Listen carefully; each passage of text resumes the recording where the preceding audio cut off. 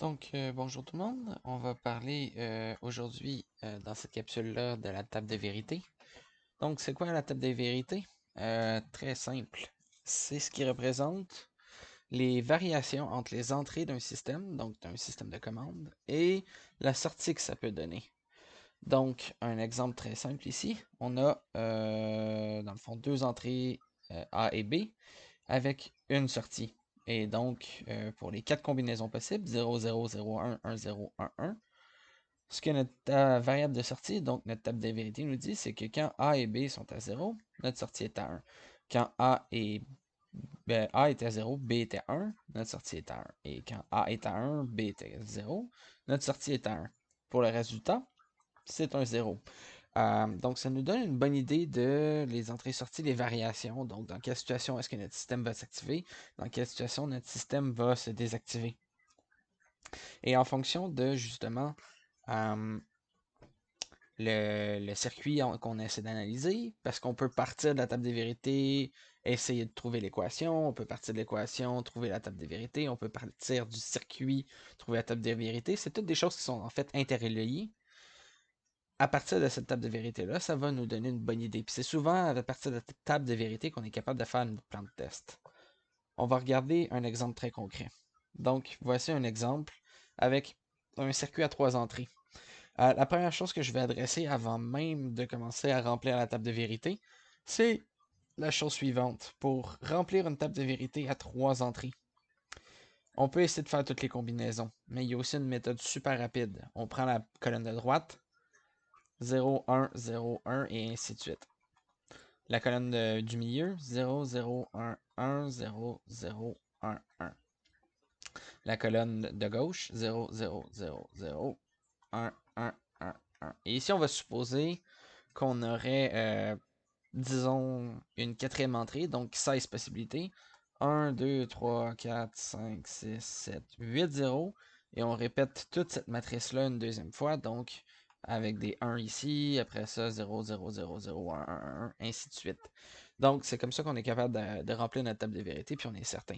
Petit fait à noter, ça en binaire, ce chiffre-là, je sais pas, ça fait pas partie du cours, mais ça, c'est 0. Ça c'est 1, ça c'est 2, ça c'est 3, 4, 5, 6, 7 et 8. Ouais, j'ai dû décaler parce que normalement ça va être 0 à 7. On va recommencer. 0, 1, 2, 3, 4, 5, 6, 7. Ah, voilà, qui est mieux. Donc ça nous dit les chiffres binaires et donc ils sont vraiment en plus classifiés en ordre. Pour remplir notre table de vérité, ce qu'on peut faire, c'est vraiment tester une ligne à la fois le circuit. Donc je vais faire un ou deux exemples, et après ça on va regarder toute la solution. Donc, par exemple, là, je vais en prendre un au hasard, d'accord? Je vais aller vérifier, tiens, on va faire celle-là ici. Donc, C est égal à 1, B est égal à 0, et A est égal à 0. Donc, ce que je peux faire, c'est aller dans mon graphique ici. Moi, je voyais que C est égal à 1, A est égal à 0. Ici, on a B qui est égal à 0 également, donc on a un 0 ici, on a un 0 là, parce que B est connecté à cette porte-là. Ça ici, c'est un et, un petit rappel. 1 et 0, ça nous donne 0 en sortie. 0 et 0, ça nous donne 0. Ici, on a un non. Oups, excusez. Non, un 0 devient un 1 quand on l'inverse. Et ici, on a un ou. 1 ou 0. Donc, 1 ou 0, j'ai la condition pour avoir un 1 en sortie. Je vais mettre en sortie un 1. On va en refaire un deuxième ce coup-ci. Par contre, on va aller mettre... Tiens, on va aller prendre celle-là ici. CB. Donc, 1, 1, 0. D'accord?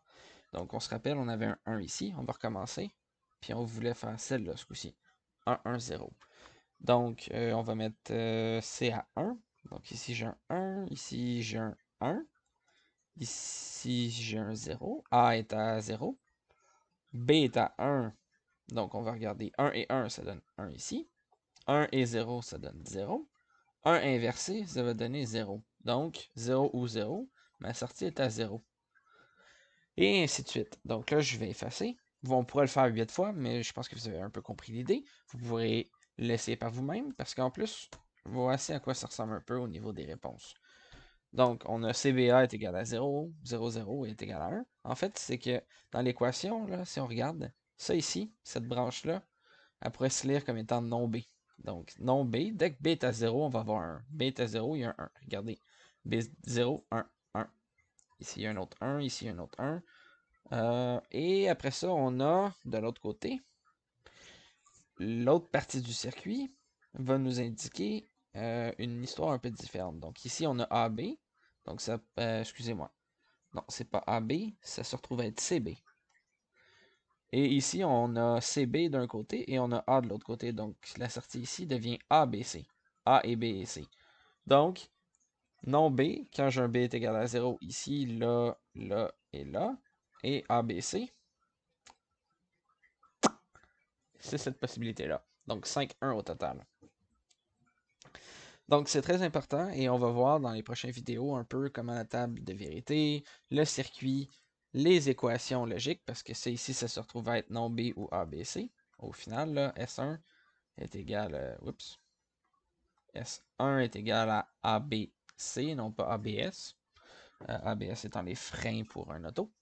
Donc, on est capable de faire le lien entre le schéma, la table de vérité et notre équation ici. Donc, prochaine vidéo, on parle des équations spécifiquement.